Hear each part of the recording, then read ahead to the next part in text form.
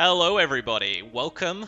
It is a pleasure to see you all. Hiya. This is Andrea. I'm Hi, Mark. I'm Andrea Davis. Welcome.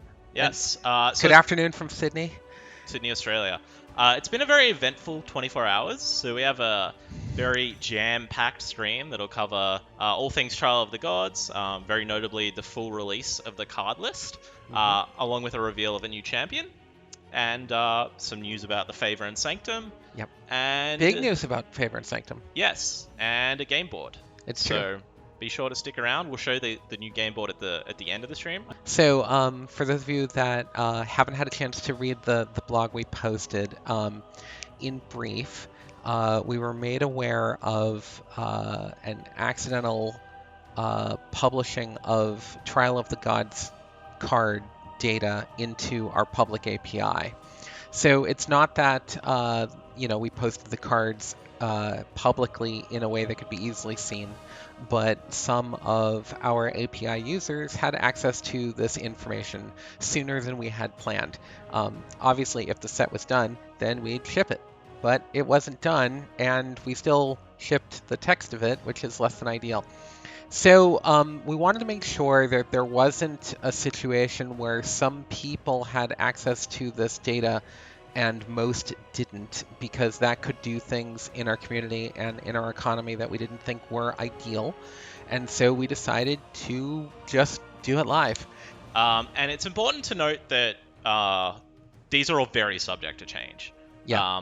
The names, for instance, I would say most are going to change. Many. Many or a lot of the names yeah. are going to change. So the first one, in my opinion, is actually... Yeah, we're starting out with a bang. Yeah, so this is Ataraxia. Again, name subject to change. Yes.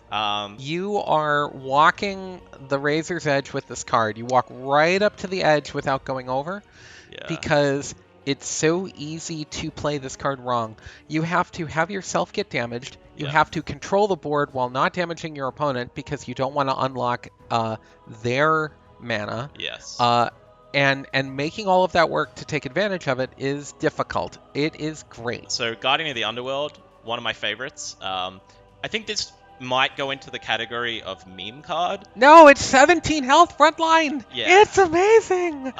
So this is one of those cards that you would ideally want to cheat into play by getting it into your void and then reanimating it. Right, yeah. Because it is a raw effect, right? So that won't trigger when it is resurrected. Right. However, it's still 13, 17 frontline. Yes. And on the one hand, you can turn it into a rat and have it and get your own cosplay clay in the game. But on the other hand, if they don't deal with this, I mean, it's the Guardian of the Underworld, and that's pretty great. I love this card. It becomes humongous. It is 9 mana, obviously, so it's very hard to play. And the other thing to be aware of, so Death can ramp with cards like Ataraxia and other things. Yep. But if you are playing those cards, you actually won't have many creatures in your void to make this really big. Right. This card sweeps a team off the board, or it buffs in the rare times, but I've done it. You use it on your own team. Yes. Deception has access to a couple of overkill cards, yep. Especially if you're going into some neutral legendaries. This is the sort of card that rewards player skill. That the better you are at the game, the more likely you are to win with this card. Cool. So onto the light cards. Yes. So this one... Ding, ding, ding, ding, ding, ding, ding, ding, ding, ding. This one's awesome. So it says, after your opponent summons a creature, summon a 0/1 with frontline. At the start of the turn, this relic loses 1 durability. So this card obviously is excellent against Onslaught, because they'll play a creature to try and kill your stuff, and then you're blocked by a 0/1. You've got a frontline to step in the way. Yeah. Yep. It's also just very good against almost any aggressive deck, because it just slows them down that tiny little bit every time. Awesome. Onto Fated Warrior. This is yeah. a great 3 mana card. 3/3 frontline right off the bat. It's decent, a bit undercosted. That's about right. Overcosted. Yeah, for 3/3 frontline. it's slightly over if that was the only thing it did. But firstly, give the Chosen One ward, something the Chosen One really, really wants. Yep. And secondly, if it gets damaged and you heal it, it does get a little bit of health, which is nice. This is just kind of us intentionally trying to fill the gap of, 3 mana has been probably our weakest slot for creatures. So we're trying to print some 3 mana creatures that are decent. And this little thing does a lot of damage when you cast a lot of spells. So I think I had this up to like 15 attack at one point. So you've hit me for 11. I know that. Yeah. So this card has to have Solus because if you don't, people like you are gonna loop them. Yes. So if I had one of these in the discard pile and in the void, and I had this in my hand, I could just play this and bounce them back and forth forever. What I find really cool is that it lets you be very explosive. So you can be very liberal with your early spells when you have this card in your hand, and then you can get them back and then just explode again. It's Rod of Rodents. Yes, so this is Rodent Fountain. This is interesting. Rat Fountain. Because it's 0/1 durability, so you can't actually attack with the Rod of Rodents. But you get a whole lot of rodents. Yep. And you know, it works really well with an Aetherbots card. I believe it's Shadow Banisher is the name. So it's a 4 mana relic as well that gives you a 1/1 when you cast a spell. So Dionysus is in the real world's mythology is the goddess of many things, including wine. And you can see that the bull has gotten into the wine cask in the back there, and he's had some. And now he's ready to give you some. So he's confused frontline regen 4 with 7 freaking health. Yeah, I think in the lore, I want to at least make it canon that drinking wine is a healing effect. That's why the regen. I'm with it. No, the confused and regen, and any bull is frontline because you can't get around that. Yeah, so everybody should pay very close attention to this card because I think it's actually a sleeper hit for maybe the most important card, even if it's not the most powerful card in the set. Yeah, it really opens up nature control as an archetype. It gives nature the ability to remove a lot of big things, which it previously didn't have. And there is a huge downside. Like, it is expensive. 7 mana is a lot. And they get a 1/1 walking plant for each one that's destroyed, which is usually a lot. And then they get to basically heal to full health because the walking plants heal them. Right. However, right. It bridges you to the late game. It does. A card that will look familiar to those of you who have been in the closed beta for a long time. This card was previously the old version of Reflection Elementalist, which was a new card, and I promised, a neutral card, which I promised when we reworked it, that War would be getting a version of that card, because the problem with having this effect in neutral is things like Chosen One really break it. This card is very good. Very slow, that's the problem, right? So you have to get to it. Yeah. You're investing a lot of mana early to get it later, which will generally leave you behind. But if you can cast this and still be okay. And what I love about this card is a lot of new players are going to see this and be like, why would I want a 9 mana 1/1? Yeah. This card is insane when buffed because, alright, so initially you'll get 3 copies of it, so similar to the mob. And then those 3 will multiply again. Wait, did I do the math right? Are you getting? Yeah, no. So when you play it, 4. Right. No. So right. So what's gonna the turn you play it, it roars, makes a second one, and at the end of the turn, both of those are gonna see the end of turn trigger and then make 2 more, and you'll have 4. Yes, 4. Now, importantly, the 2 new ones will not then see the end of turn trigger. Too late.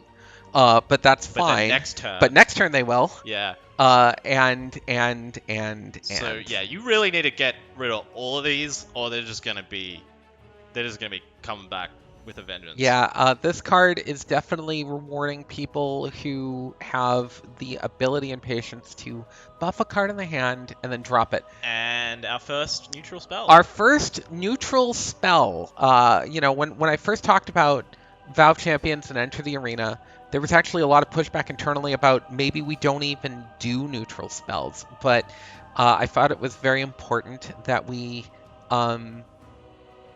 push where we go with our game. And Valve Champions, it's going to be all 6 champions you see there. And so it really made sense to be neutral. So this is the first spell that has 4 options for you, and none of the options are that great by themselves, but in exchange for not having anything super powerful, you have all the flexibility. And as someone rightly points out, hey, you can probably make out a couple of the couple of the champions from behind there in that picture. Yeah, not in May- great enough detail for it yeah, to be a huge maybe, spoiler. maybe we should move on. Well, maybe we should just reveal a champion then, if like we teased it like that. Oh yeah, maybe we should reel a champion. How about we show the current score? Okay, the choose your fighter screen. So we've got Neferu, the champion of death, on the left, and you've got Palace. They are the champion of magic, and to their left, to our right, you see Lysander, the champion of light. Which leaves us 3 left. It is Orfeo. Orfeo, champion of deception. And yes, those are magical chains happening. Spelled like that, by the way. Orfeo, thank you. Yeah. Magical chains, and that mask is quite a thing. Orfeo, man of action. But yeah, so Orfeo is the champion of deception. He's a member of the secret organization known as the Guild. And The best looking man in a mask. yeah, ever. Full stop. Full stop. Absolutely. Zorro has nothing on. On Orfeo? Yes. Of course. So we're going to have the full character origin story in the blog this week. Champion of Deception. So yes, so backline, deadly, hidden for a turn, and plays for free when you play any other card. So it costs 1 mana, but not really. He costs 0. So he's been my favorite champion to play with. I think a lot of people have looked at this and been like, wow, this is bad. It's a 1 mana 1/1. You know, deadly's nice, but this card is actually less than a mana. Yeah, no, this card's usually 0. Yes, because if you're playing it like a 1 mana card early, you're getting this effect like for free, right? It costs you a card. The cost of Orfeo is a card. Right. And that lets you get super far ahead on tempo because you can use Orfeo to kill something else. Orfeo's relic is a mask. Orpheus Mask. So Orpheus Mask, after you play Deception card, add durability, and its ability is to bounce creatures back to their bounce enemy creatures back to their opponent's hand. Yeah. So talk to me a little bit about why you would rather have this than something that's going to kill them. So the interesting thing about Orpheo's Mask bouncing or returning to hand, bouncing means returning bounce, for an enemy, is that it dodges afterlife effects. And this will also, because it's a relic, get through ward. And the way that you want to be using this card is you want to be using this card when you're ahead on tempo, right? So you want to be using this card when you've got control of the board and you just never want your opponent to get control of it again. So what challenge does Aona put in front of him? A Hydra. A big-ass Hydra. Just a big-ass Hydra. Yeah, Yeah. good luck getting behind him. So the story for this is great, but I want to talk a little bit about the gameplay because I love this card. Yeah. So okay. You'll notice there's a lot of like 5 mana nature cards that are kind of finishes, right? So you've got Firewine, Archimonian Onslaught, and now you have Trial of the Hydra as one to worry about. Yeah, and interestingly, they all go into their own sort of decks. Yep. You can put multiples in, but Trial of the Hydra really is a build around me. I'm very proud of this one. That is Orfeo riding the head of one of the heads of the Hydra, and his chain is doing work. Orfeo has a chain. It's magical. He uses it, and you'll need to read more of his origin story Coming out soon. About that.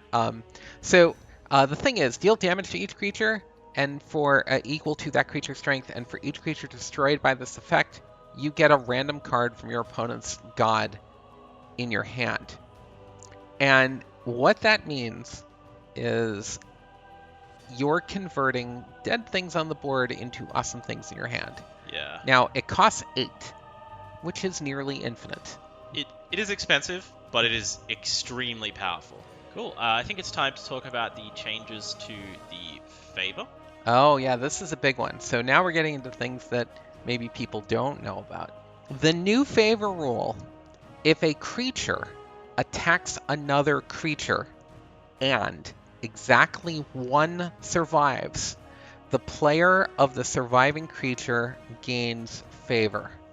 Sounds confusing. It is a little confusing, but once you see it in action, it'll make sense. So, I have a creature, Mark has a creature, I attack, both die, no one gains favor.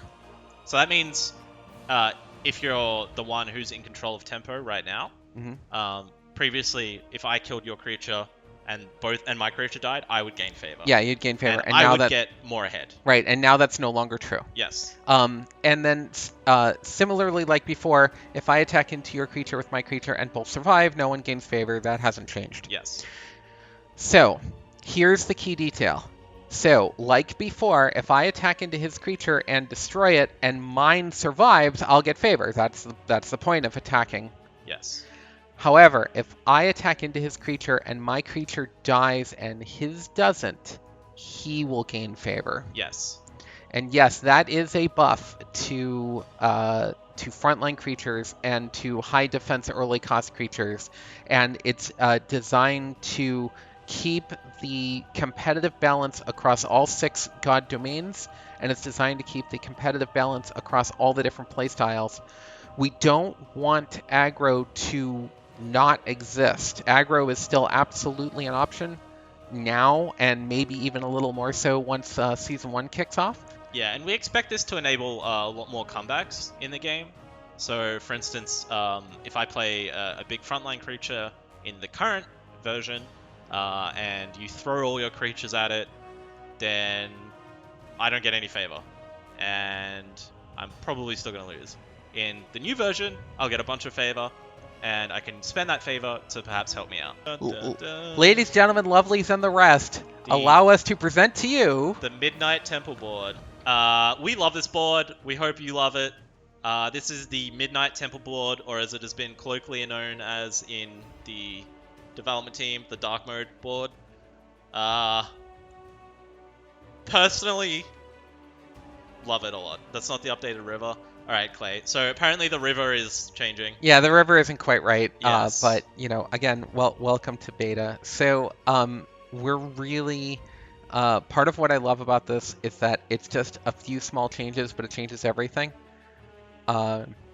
Yeah, the pedestals are improved because the sand is not reflecting the sun as hard because there's no sun, because it's midnight. When the final river, I've seen it. Even just that, like that, it just has a nice, quiet feel to it. Yeah, it certainly made us playing and testing. It's made my eyes a lot better. Yep. I really prefer dark mode stuff. Many of the relics also look better on this board, in my personal opinion. There's one more thing about this. It really puts the highlight on the cards. Yes. The literal highlights pop more, but just the cards on the on the board, they just stand out more on the darker background. And thank you all for watching. Yeah, thanks for watching, for all the feedback, and again, whether or not we get this out today, tomorrow, or in the near future, I can't wait to see what you all think of the updated favor rules. All right. Ciao, ciao. Take care.